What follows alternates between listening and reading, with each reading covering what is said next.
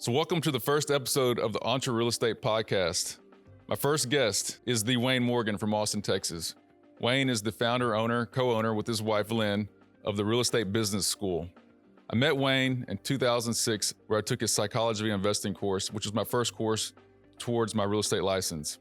And through that process of meeting Wayne, I did his three-step process, which was get my license, build my business, and invest the profits back into low-risk real estate.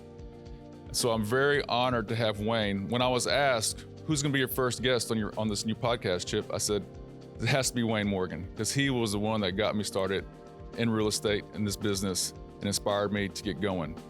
So without further ado, here is the Wayne Morgan.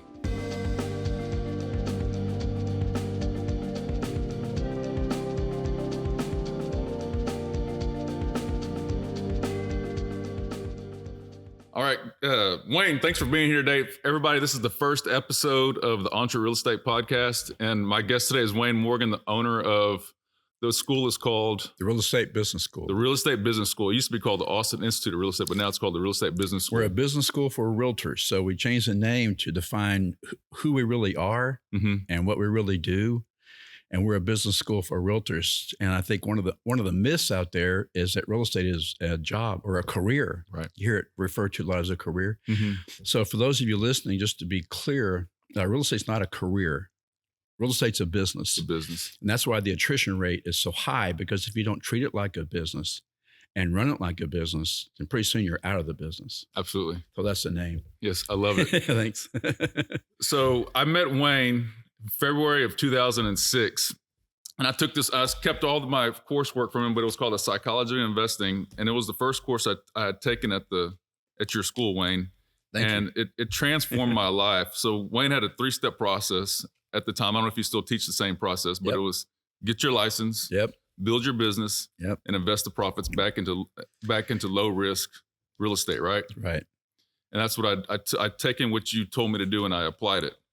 And when I took your course, the first one in February of 06, you had the question, what do you want to accomplish here this weekend? And I don't know where that was written at, but I had written down, I didn't want to go to work on Monday anymore. That's a good one. Because at the time I had a full-time job. That's a good one. And I'd written down that by the age of 45, I wanted to have 20 properties, and I wanted to get contacts of people to basically build my team up. And I took pretty much all 3 of those things have been accomplished. And so thank you for that. Congratulations. Well, you applied the material. See, I think that's what's missing in our education system today. You know, we lock people in a room for 12 or 14 years, and we talk to them. Yeah. And we call that education. Right. And whoever remembers the most information is called the smartest. So talking isn't teaching, right? And listening isn't learning. And the memorization of data or answers is no indication of a person's intelligence or ability, but that's how we judge them in that system. It's actually the most damaging thing you can do to children today is put them in a public education system.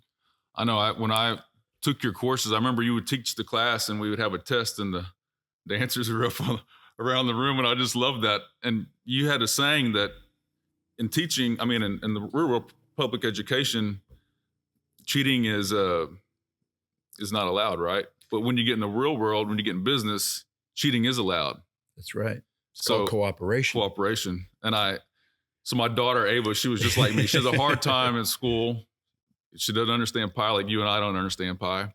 And anyway, her mom's really challenging on her. And so I always tell Ava, and it makes her feel better too, because I told her, remember, the A students work for the C students. So I just remember you talking about that in the school and applying it and realizing that, you know, it's not that it's right answers, but it's asking the right questions, right?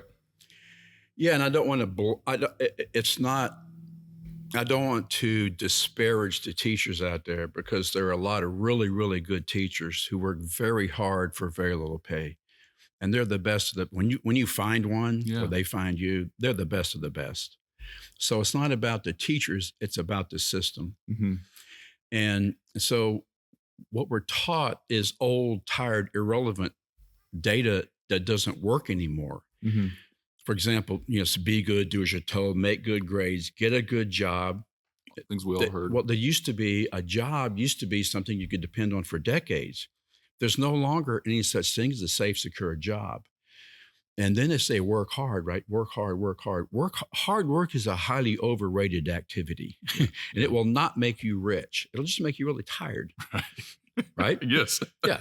And then they go, save your money. Look, if the first thing to understand about money, if you save it, you lose it. Yes. You cannot save money and have money. It gets eaten up over time by inflation. Yeah. So we've got to have this financial, or what they teach us how to be a good employee, not a good employer. They teach us how to go get a good job instead of how to build a good business. They call cooperation cheating, and then they wonder why people can't get on in the world. Yeah. I know. You're right. Absolutely. So the difference between what we teach and the public education system, we teach the opposite of all that. Yeah. Okay. Don't save money, invest it. Don't get a good job, build a good business. Don't cheat. Don't cheat, but learn how to cooperate with other people. Learn how to play on a team. Yeah. Because no one succeeds alone. You're only strong as your team. Do not want to be an island on yourself. And that's one of the things building my business in real estate was applying that. You don't want to be an island. You don't want to be on an island by yourself. You want to build yourself and build a team around you, because you can't be at your full capacity. You can't be the best version of you by yourself. There's just no way, right? No way. And so there are too many skills required. Mm-hmm. So to me, it's about school. Also, I'm going to blast the system because I can't stand it. I need it's the worst thing you can do. Yeah. The biggest enemy to the public today in America is the public education system. It needs to just be that, and the IRS both need to be dissolved. Yeah, I agree. So you take the public education system also teaches us to specialize. It starts like this. Hi, Wayne, what are you going to be when you grow up? I'm like, I'm 10. Can I just be a kid for a while? I mean, why do you ask me? I don't know. Right. Fireman, policeman. So typically, as children do, they choose something where they're allowed to serve others, because that's who we really are chromosomically. Human beings, when they get what they want, when they want it, and what they need when they need it, they become philanthropic. They want to give back. Mm-hmm. Yes. It's a natural DNA response. I want to serve. Yes. There's nothing like serving like having a business that serves people. And the more people you serve, the more effective you become. Yes. So that's one of the purposes of businesses. It's not making money. Money is, to me, it's a byproduct of how valuable you are and how much you service other people. So that's what we teach. Yes. And then going off of that, I remember you going through your course. You said, as a realtor, you need to quit. You need to forget about the commission. You need to quit thinking about it. If you do a good job, if you service your client well, you will get paid a commission. Don't even think about the money. Think about how you're doing your job and how good of a job you're doing for your customer and your client. Yes. To me, it's about adding value. Mm-hmm. How valuable are you to other people? Because if you're not valuable to your kids, they don't talk to you anymore. Mm-hmm. If you're not valuable, it's professionally and personally. It's a way of living. If you're not valuable to your parents, they don't want to talk to you. If you're not valuable to their friends, you don't have any. If you're not valuable to your customers, they find another vendor. If you're not valuable to your vendors, they find another customer. Yeah. So it doesn't matter to me if you're not valuable to your employees, they find another employer. Yeah. If you're not valuable to your employer, they'll find another employee. So to me, it doesn't matter if you're a parent, child, vendor, customer, employee, employer, whoever you are. Add value. Throughout the day, all day, every day, to me, the job is, how valuable am I to other people? Yes. How can I add value? I'm walking through the checkout and I hardly ever go to the grocery store. Just not something I want to do. Every now and then I see somebody there and I go, I'm going to make this person smile. This person's having a bad day. It's obvious. Yeah. What can I do to brighten their day? What can I say? You say it to them, their chin comes up, their eyes go up, they get bright, and you go, that's right. One small way we can add value. The other way to add value in real estate is know what you're doing. Mm-hmm. Commit to the craft, become a true professional. Yes. And your school, I mean, the way y'all added value is you had the business plan in a box kind of thing, right? So the 6 components of a business. Right. Taking that and applying it, putting it in my business. I mean, that's the value that I got from you. And that's what your school did for me. And today I want to make sure I thank you for that. It's all laid out. And that's what's so crazy about it is you're the owner of the company, right? And you have your sales, your marketing, production, customer service, accounting, and bookkeeping. And that's the 6 components of of a real estate company. Right. Well, first, thank you. It's nice to see someone who's gone out and applied it. And to me, this is the missing link in education. Mm-hmm. We talk to people, but there's no method for them to go out and practice or apply what they've learned. You know, if you become a doctor, you have this internship. Not in real estate, they should have that. Yeah. Because the learning curve is so steep. So thank you for applying what you learned. Yeah. That's the key to it, right? Is having the courage to go out there. The other thing that school system does, it punishes us for making mistakes. The only way you learn what you learn is through trial and error. There's 3 ways you can learn, really. 3 ways you can learn, in my observation. Mm-hmm. First one is, some things you can read from a book. You can actually pass the state licensing exam by reading a book. Mm-hmm. You don't know anything.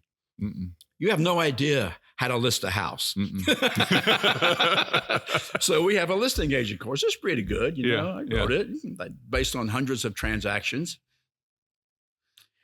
But I can teach you the course. You can study the material. You can make an A, but you still don't know how to list a house. Yeah. There's only one way to do that. Let's go out there and mess up about 10 or 12 and successfully discover what you don't know, correct those mistakes, get rid of the ego, and just go fix it and make it right and move and go next, next. Well, that's when I hire agents on our team, and especially new ones. I tell them to go mess it up. Go screw it up. Good. That's how you learn. Yes. And they don't get it. Like quickly. They want a broker that gives them the answer. I'm like, I'm not giving you the answer. Wayne says you got to go screw it up. Right. You know, and then you'll learn. Right. And do that over and over again. Yeah. Pretty soon you're not. Over and over. Yeah. It's a gift from God, actually. It's I have a gift for you today. Yeah. What's that?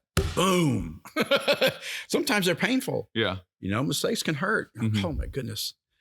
Why did that happen? Because you needed to learn that. Yeah. And another thing I learned from you, which was, you know, fantastic, was you had said in this course, Psychology of Investing, why aren't there more millionaires in the world? And the reply was, there's not enough gone broke yet. Right. And so what I learned through that process, and I've been broke several times in my life, but I always remember that. I'm like, okay, this is how you learn. This is how you get out of this. And so there's a difference between a poor mindset and a broke. Broke is a temporary financial problem, and poor is a mindset, right? I agree. And that's a great point. To me, everything, I think we tend to not appreciate or value the power that we have by accessing the subconscious mind. Most people behave according to what they believe. And if you have the proper belief system, you can accomplish just anything you want. Absolutely. It's all about the thought process. And so, excuse me, there have been several books written on it, seminars all over about it. As a Man Thinketh was one of the best books I've read. My time spent with Robert Kiyosaki and doing personal growth work was very valuable. So I've been broke too, divorced more than once. And what I realized one day is that I went to look in the mirror and I saw the problem. If you can play from the point of view that you're responsible, that you've created everything, your life, exactly the way you want it, that there's no one to blame. You did that. And there's some reason you built it the way you built it, but you created all this. Yes. If you can get to the point where you're at that and you can play life at that level and you understand to create, then you get to control your subconscious mind and get the negativity out of you. Then you can start creating whatever you want. Yep, absolutely. And to me, you get a good partner, right? That's number one. You find a spouse or partner to be with. Now you're co-creating. And to me, the highest form of evolution in humans is when you find someone else, because we're not meant to be alone. Yeah, that's when I see. I hear people go, it's like a Texas thing, right? Do it on my own, by myself. If you want it done the right way, do it yourself. Yeah, right. You hear that all the time, especially small-minded business people. The highest form of evolution is when you co-create. Right, you get two, and you build from there. Because nobody succeeds alone. But it's this mindset. You know, if it is to be, it's up to me. You got to get rid of that thought. If you want it done the right way, do it yourself. No. You can't find good people. Yes, you can. And so what I hear people saying is, I don't know how to get the right people to do the right thing at the right time. That's what you can't find good help means to me, right? Mm-hmm. So they want to blame the employee, the person they hired. Yeah. Instead of saying, I don't know how to hire people. Right? Yeah. It's this mind game they play on themselves. That's someone else's fault. No, it's not. You hired them. Yeah. The problem is you don't know how to get the right people to do the right thing at the right time. So we have a system actually in our business building course, and I'm glad you brought it up, because when I look at the world, it's a business. Your home is a business. Mm-hmm. Your church is a business. Your business is a business. We just haven't been taught business. Yeah. Right? You look at a house, you got inventory, Mm-hmm. you got systems, Yeah. things are being bought and sold. Mm-hmm. You have customer service. If you have children, you got negotiations. Right.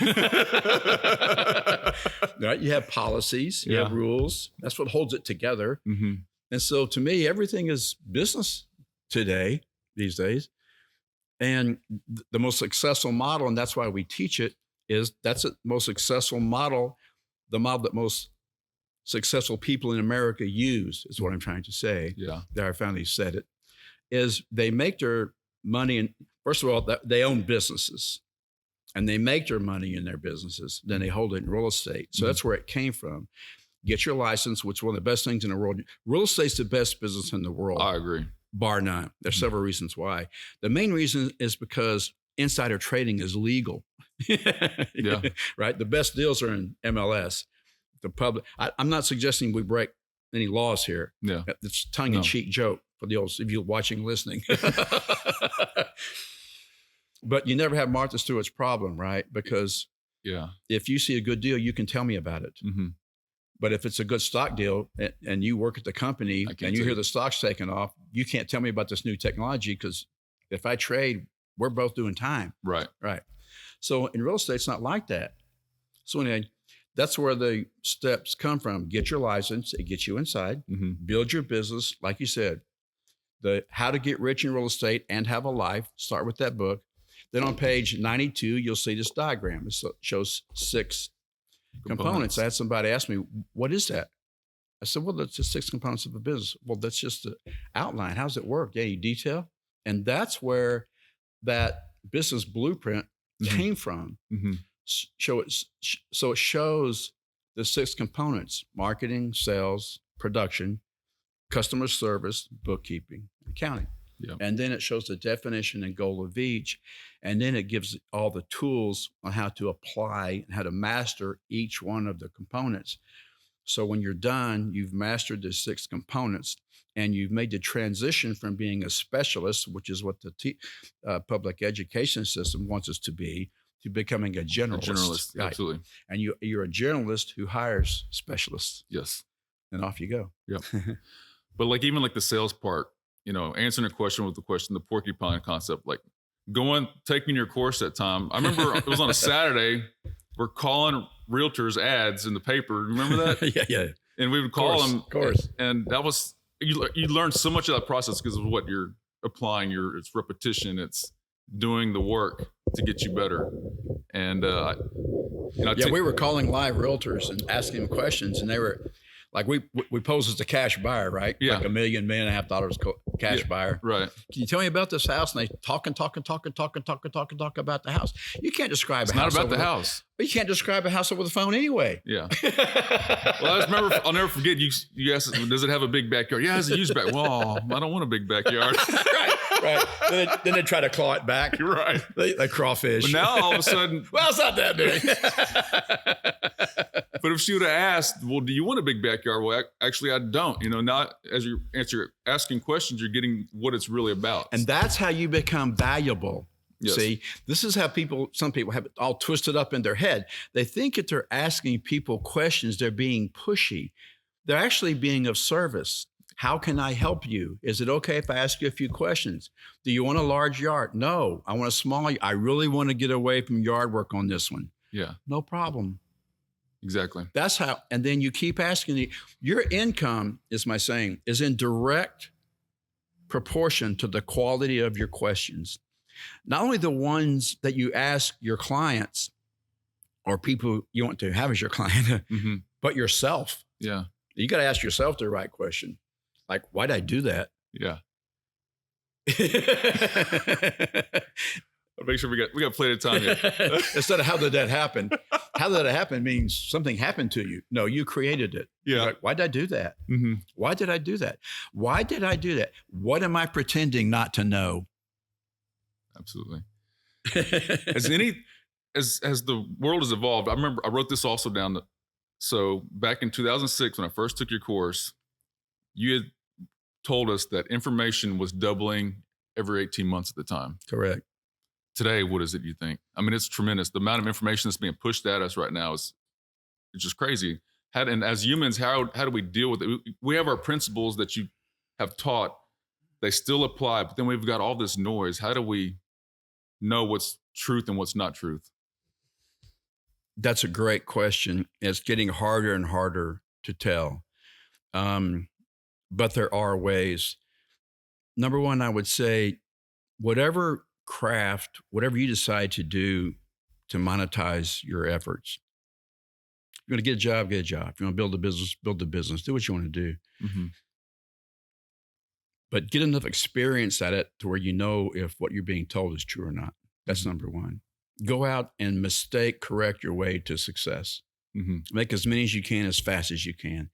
Get the learning process out of the way. See, that's part of the problem with real estate is the learning curve is fairly steep. Mm-hmm. And this is why these other schools, they tell you, you have to have 6 months of income. No, you don't. You need to learn faster. You need a better school. You don't need more money. Mm-hmm. Yeah. You have to know more about money than just money. You have to know how it's created. You have to know how to spend it. And so if you take your normal person, to me, we all have 3 valuable assets: time, energy, money. And so we all spend those every day. The question is, what do you spend your time on? What do you spend your money on? What do you spend your energy on? And what's your return? Yeah. Like you're in a relationship, and you're sucking the life out of you and you stay there. Why? Mm-hmm. There's no return there. That thing's dead. You just haven't woken up yet. You don't know it yet, but you're divorced. Right. Yeah. You haven't been filed on yet, but it's happening. Yeah. Right. And so you have to know, you have to get so much experience in what you do. And then you have to learn to trust your intuition, which religion and school take out of us. Yeah. They have no wrong answer, wrong answer, wrong. There's so much make wrong. Yeah. Right. By parents and by the public education system, most people don't lose trust in themselves. Mm-hmm. I think one of the most important things you can do is learn to trust that little voice inside of you. Yeah. You trust that intuition. And if you're listening or watching this, then you know what I'm talking about, because there's times you didn't listen to it and you got in trouble. Yeah. Right. Because there's a part of you that knows. Yes. Right. Yeah. If you can just tap into that part of you that knows and don't deny it and start to listen to yourself, yeah, you know what to do. Yeah. And we all forget that, I think, sometimes. And it's so important. You know, you'll wake up a month later and be like, I told myself that and I didn't listen, you know? So very powerful. Right. Yeah, exactly. So I think that's part of the beauty of real estate or having a business.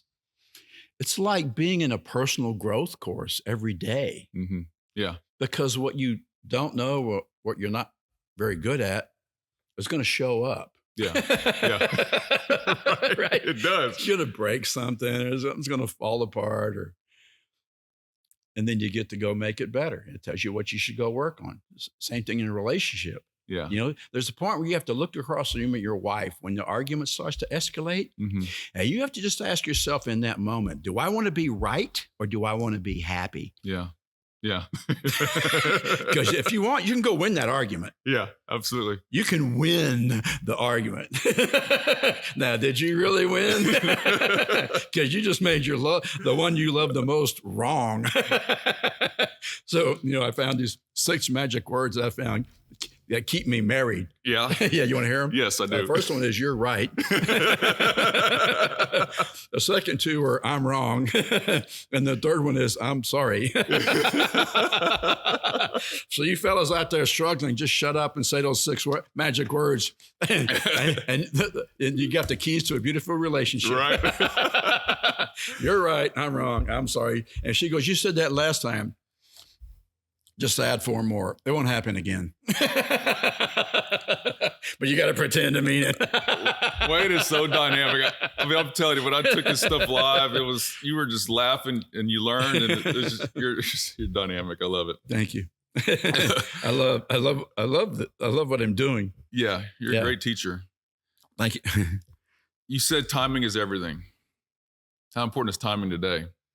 I think about when you were in the oil business in the 80s, right? Mm. Is that right?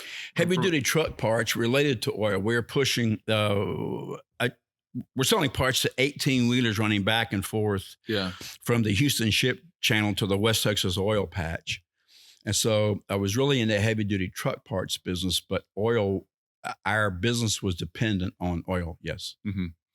And during that time, I guess oil kind of tanked, and so your business tanked too. It became cheaper to import than drill domestically. Then there was a clamp down on refineries. And and then you moved to Austin in the 80s. I did, 85. And that's when started over. And then the real estate tanked. In the middle of a recession, yeah.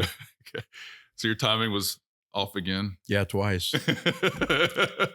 So I thought, what the heck, I'll just put my money in stocks. So 1987.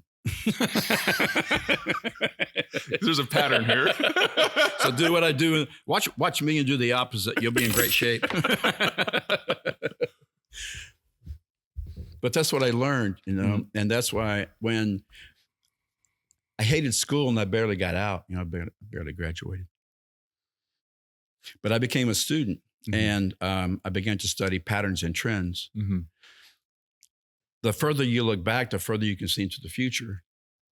So that's changed my outlook on a lot of things. I'm able to become more predictive. Like somebody said, I'm in this new development, right? I got a $45 million development out here in Lakeway. We're developing 16 luxury homes that don't exist and the market wants them. So people say, why are you developing in a bubble? That was the question. Yeah. So my thought was, okay, that's an interesting question. So I thought about it for a minute. I said, well, that's not what I see. That's not my perspective.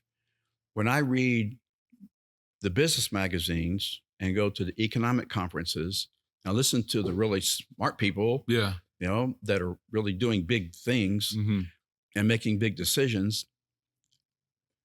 I just watch and I listen and I wonder, why did you say what you said? Why do you have that point of view? And you have to let go of your ego. The biggest obstacle to learning is ego. And that's been my source of my problems is my ego, too arrogant, obnoxious, So I thought I got to let that go. I got to get rid of that. Because now my saying is that I'm not going to let my ego interrupt my cash flow. You know what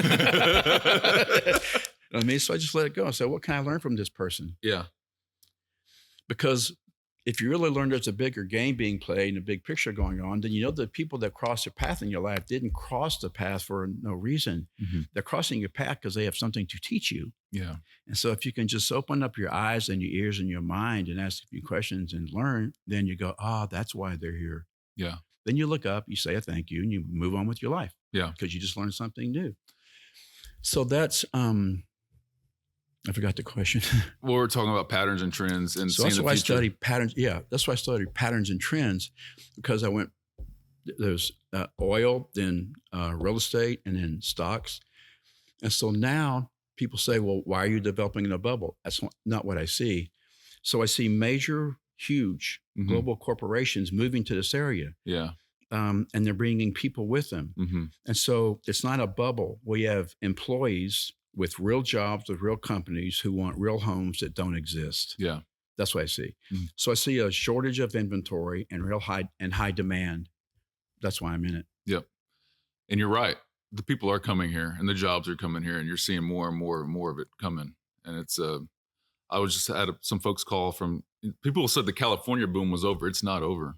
I met some folks this last month and showed them some property. They're looking in the Bastrop area, but they said, get ready. We're bringing about 20 of our family members too. Wow. And so you're seeing that they're leaving. California, I've been there several times and I love the state. It's a beautiful state. And the weather's, they got some it's got so much going for it. Mhm. It is a fabulous state, except for the leadership. Yeah. And yeah, it's too bad. Too So bad. The residents want people who love the state and love yeah, they're leaving. The question's why, right? yeah. So And you have this design center. We're in Lakeway today of everything that you've got going on. That's the future of this development. And how do the people find it online? Is it online? it's the website is Enclave at Okay. Yopon. Okay. It's down from the Yopon Golf Course in Lakeway. And Facebook page is Enclave at Yopon, and the website is Enclave at Yopon. Okay. 16 luxury homes. It's the next development, professional development level for me. Mhm. You know, I sold, I don't know, 800 houses maybe. Yeah. And then I invested a lot. I did residential, did commercial, did rehabs, did fix and flips, did new construction. Yeah. And then I got into commercial, did some commercial stuff. And then, as fate would have it, you know what real estate brokers do when they're bored, right? They surf MLS. Right. So I found this little, it was in the wrong section of MLS actually. Okay. Anyway, 6 sections that prime for development. And I thought, wow, that's not a very big project. Let's just start small. Yeah. So if you mess it up, you learn, make small mistakes. Anyway, I bought it, started developing it, and got it approved. And lots of obstacles, lots of challenges, lots of things to learn. Mm-hmm. But I just started asking professionals and people who have done it before several times, and stumbled, fumbled, and bumbled my way through it. Yeah. And now it's approved. We're about to start site prep, and then we'll build 16 beautiful homes that people are going to love living in. Okay. I know they're beautiful. The ones you have set up over here. What do you call those? The models. Yeah. The models. Yeah. Beautiful. Thank you. Yeah, we built these because if you go the traditional route, to me, it's about speed, right? Yeah. And so if you're borrowing money, you got to get rid of it. You need it, you got to have it, but you got to get rid of it quick. Yeah. So speed kills real estate deals. Mm-hmm. If you get high interest rates like they are now, it will kill the deal. Yeah. And so if you go the traditional route, it's going to be 18 months before we have a model to start selling out of because it's still raw land. Yeah. So time you develop it, get the utilities in, get the roads in, and build a house, it's at least 18 months, maybe 2 years to start selling. Mm-hmm. And so we've had this for a year, and we're only selling houses out of it, but we have one of each model. They're 3D, they're scaled, they're 1/32 scale, about 4 feet wide, 4 feet deep, 2 feet tall. They're lighted, they're decorated. Okay. The roofs come off, they're lit, and you can plan space. So you can give buyers what they want and what they lack. Yeah. A vision, right? A picture of what they'll have. Yeah. It's a 3D picture. The roofs come off, and you got cars in the front. Everything's decorated. There's couches in there. And yeah. That's pretty neat. Yeah, thank you. So we've expedite the process. So we'll have them sold before, when the lots are ready. By the time lots are ready, we'll have all 16 sold. I think timing, like you say, you see the corporations come in, you got it designed and everything's ready to go. And like you say, speed is everything in real estate. It's a beautiful development for sure. Yeah, it's always looking for the niche, right? Thank you. It's always looking for that niche. What's the untouched, untapped segment in the market? And it was these high-end luxury homes. This is going to be the crown jewel of Lakeway. These homes are going to be incredible. So talking about, if you can look in the past, you can see the future. A lot of people are talking about where we are in today's economy. It's kind of challenging because, prices are high. Everything's high. Stocks are high. Groceries are high. I mean, where we're at today is kind of uncharted territory, as some people would say. What do you see unfolding in the future, do you think? We have leaders who don't have a financial education. Yeah, very much so. I know. It always starts at the top, whether it's government or corporation or your own business or your house. Mm-hmm. And so if the people don't have a financial education, then they're going to have bad financial policies that damage people. And so, the fundamentals are pretty simple. Mm-hmm. But we have leadership that doesn't understand it or doesn't want to understand it. Yeah. And not favoring one party or the other party, just talking about in general, all of us who are in this boat together, what are the policies that will keep the country free and strong? And it's not about party. It's about what's reasonable, what's thoughtful, what's the best thing to do. And so sometimes people want to cloud those questions with all this other stuff that's irrelevant, doesn't matter. And so if you can get to the root of the problem, just answer the question directly. What are the best financial policies? Those 2% and 3% interest rates, I think, were damaging. Yeah. They helped a lot of people buy houses, but they hurt people and they helped people that were selling it. But in the long term, it hurt people because, there's people say 5-6% interest rates are high. No, actually, that's normal. Yeah. That's about where they should be. 5 to 7 is a great range. You get higher than that, they become unaffordable. You get lower than that, it just spurs it creates this false economy. Yeah. And most people, because we transition from society to pay cash for everything, like our grandparents did, right? Yeah. To a society that charges almost everything.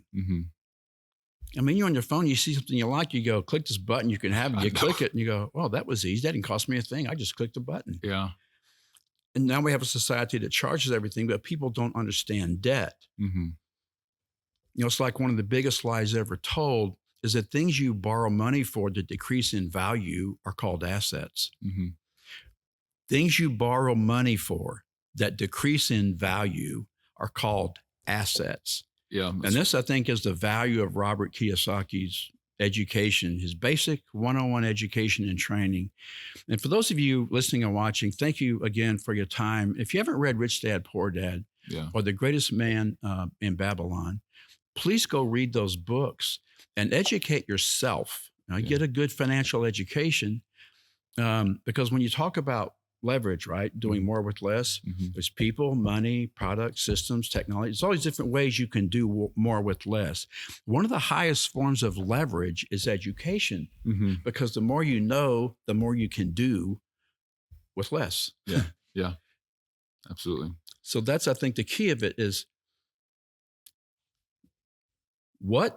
it's the ability to look at yourself and see what skills do I need?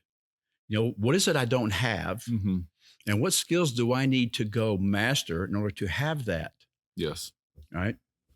So it's always talk about what's your why? What's your why? What's your why? And I think that's nonsense. Yeah. I think it's nonsense to ask someone what their why is. And I'll tell you why. When I ask people, why did you get into real estate? What I want to have, blah, blah. Why did you buy the car? What I want to, blah, blah. Or why did you buy that house? What I want. When I ask someone why they did what they did or do what they do, they tell me what they want. Yeah. So in my mind, it's not about why did you do it? My question to people is, what do you want? Yeah. What do you want? Are you clear on that? What do you want? Yeah. Why do you want it? And then how will you know when you have it? Yeah. And then make your list of wants. Now, what do you want? Well, I want to sell, I want to sell 10 houses a month. Okay, good. Now, what do you need to get there? You need some marketing skills. Okay, what specifically? I need a listing presentation. Okay, where are you going to get that? Who's going to practice? How are you going to learn it? Okay, what else do you need? Excuse me. I need admin to follow up. Good. Who are you going to hire? We have a system where you can hire, excuse me, we have a system whereby you hire the perfect person for the perfect job in 45 minutes or less with no resume or interview. You never want to look at a resume because that thing's bogus. Right. And you never want to interview them because, as Chris Rockwood said, when you're meeting someone for the first time, you're not meeting them. You're meeting their representative. Exactly. I remember that. That's true. Right. So then you put your team together. So it's what do you want? And if you can get clear, and this is why we say clarity is power, right? Power is the ability to do. The clearer you are, the higher your ability to do is, the more things you accomplish. Confusion is your enemy. Right? Yep. If you're confused, your client's confused. It's confused. It's the enemy. Yes, it's confused. It's the enemy's confusion of marketing. It's a confusion of business, and it's your enemy. Confusion is the enemy. Clarity is your friend. So just get clear. What do you want? Yeah. What do you want? I don't care about why. I care what you want. what skills do you need to go get it? And when are you going to get off the couch and get after it? Yeah. And you make things so simple too. You try to make things very simple. It is simple. People make them hard. Yeah. Yeah. It's a form of justification. Stop whining. You're a man. So it's unseemly. Realtors, when they get to intermediary status, always get confused, right? Mm-hmm. They get confused on it and they screw it up. And then their clients don't want to check intermediary status because they screwed it up. Mm. And I still use your saying. I hope it's still applicable today. But what is intermediary? It means that you don't mind that I both list and sell your property. It's simple. Yeah. It's so simple. That's all you got to say. And that's why I hired you. I want you to sell the damn property. Right. I really appreciate you saying that because when I went to school, I would see these teachers and they take a simple subject and make it so complicated. I'm like, what? You could have done that in 5 words. Yeah. Why'd you what's with the sentence? Right. Okay, you're smart. You're smarter than me. Okay, you're the smartest person in the room. Feel better? You're right. I mean, what is it? Yeah. Why do we have teachers that think they need to be smarter and prove that they're smart? Why don't we just teach? Yeah. Communicate. And the best way to, as I said, it's in communication. Keep it simple. Mm-hmm. And I think if you have the ability to take a complex subject and make it simple, it's like an art form. Because if you're talking, and most of you have experienced this, if you're in an event or at a dinner or anywhere, and you have one person that talks and talks and talks, and pretty soon they lose all their power. Mm-hmm. Yeah. So some people think the more they talk, the more power the less. Shut up. Yeah. And figure out what are the fewest, look, we've got what, 160, 170,000 words in the English language. So my question to you is, when you start to say something, you think about what you're going to say. Yeah. Not as the words are on the way out of your mouth. It's too late. What are you going to say? What words are you going to choose from those 160 or 80,000? Which words will you choose and what order will you put them in to either carry your point of view, have someone else question theirs because you said it right, or get someone to take action and say yes to you? Yeah. It's very powerful. Thanks. That's a communication skill. Right? And asking questions, because people will tell you what they want. If you ask questions, how you serve them, all the simple things that you can apply. And so my recommendation, if you're listening to this, if you're in real estate, get the book.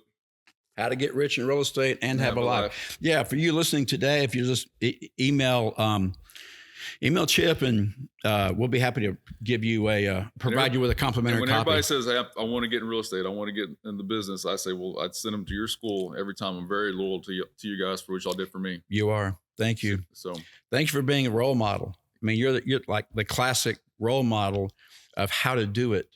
You went out and did it. Well, I was the student. You were the teacher, and what does they say? The teacher will apply when the student is ready. And I was ready.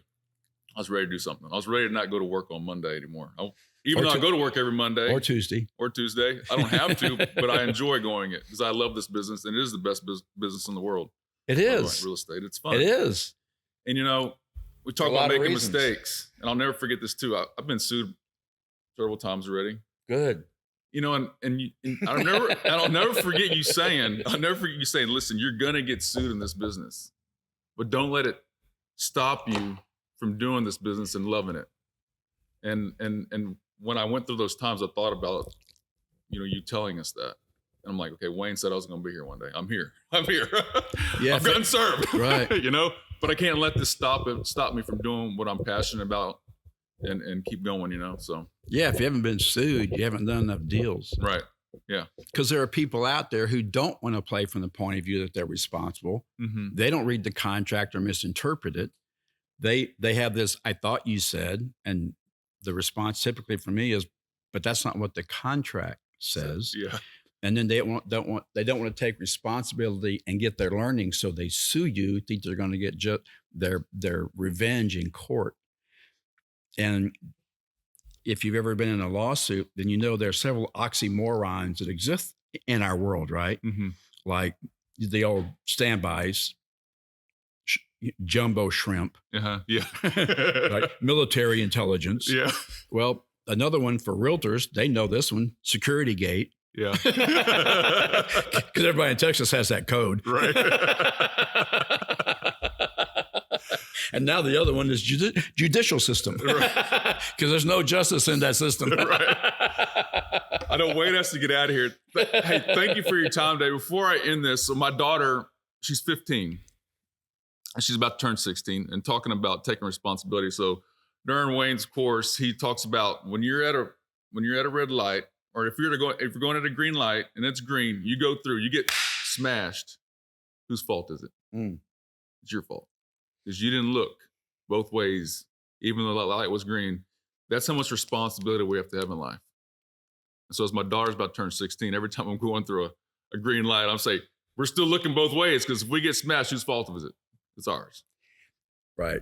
And you have to have that much responsibility in this life. It is up to you, and you got to hold yourself responsible to everything. Even though it may not be your fault, you got to take ultimate responsibility and ask yourself, what can I have learned from this? That's exactly right. That's a great point. You can justify it all day long. The light was green. I was in my right way. And all those things are true. But so what? You still have a wrecked car. You still may have physical damage. And so you can always blame someone else, and you can always justify what you did. But I think if you're really interested in evolving and becoming a better person day by day, then you have to own that and go, okay, what could I have done to avoid getting hit, even though the light's green and I have the right of way? Yeah. If you just approach every situation like that, next thing you know, you're not having those things happen to you. Your life becomes drama-less. Yes. Right? Results go up.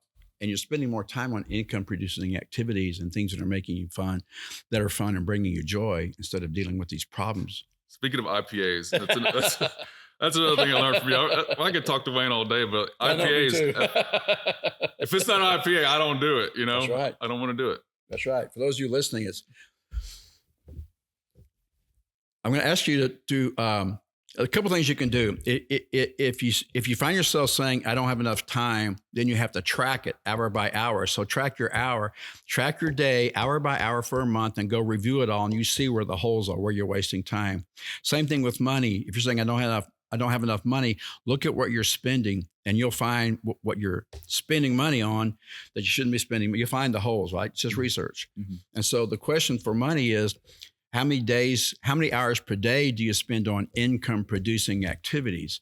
And in real estate, there's a lot of administrative tasks that don't make you any money. So you got to quit working on things that don't make you money and only focus on things that make money, and hire someone else to do your admin for you. Absolutely. And just work on this income. Now, if you're not on a listing presentation, right, you're unemployed.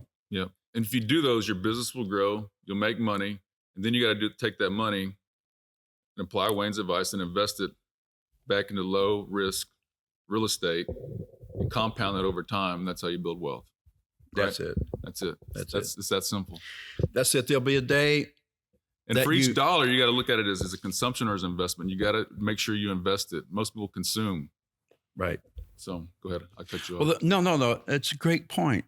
We could talk about this for days. Maybe we should, but not today. Someday. Right.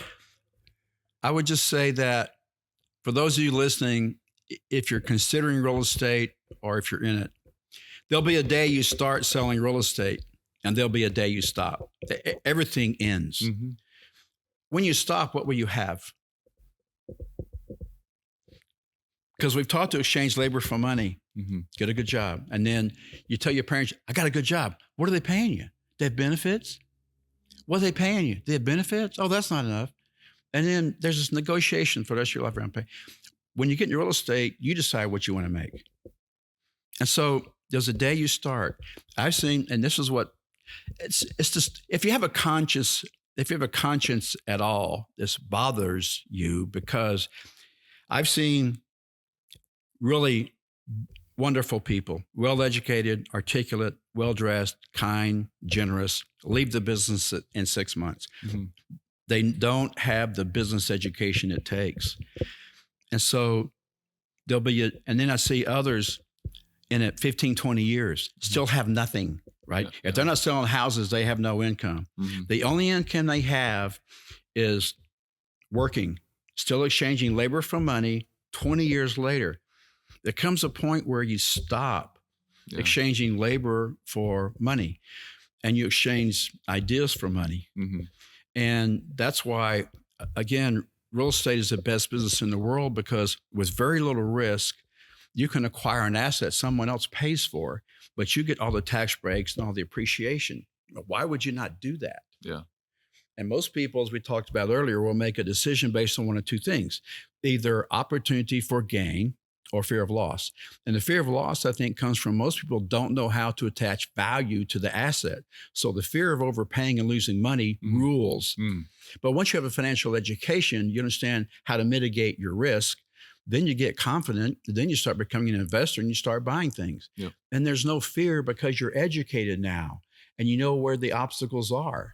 And you can avoid them and take advantage of the opportunities in front of you. So if you're listening to this, what you got to do is go to Wayne's school and apply what he teaches you. Thank you for your time today, Wayne. Thank you for yours. I appreciate it very much. I appreciate being here. Thank you for asking me. And thank you all for listening. Yes. Thank you very much. Thanks. See you later. We're done.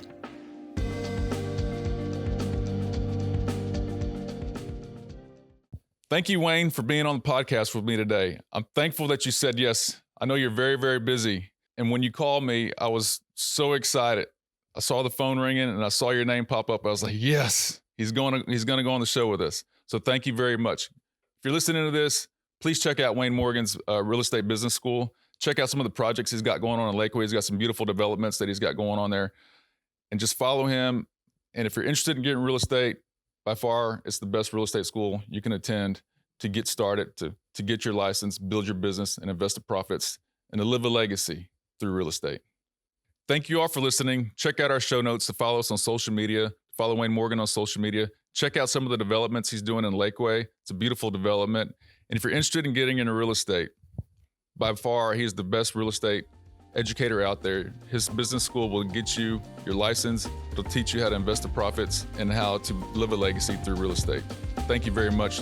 Looking forward to the next show with you guys.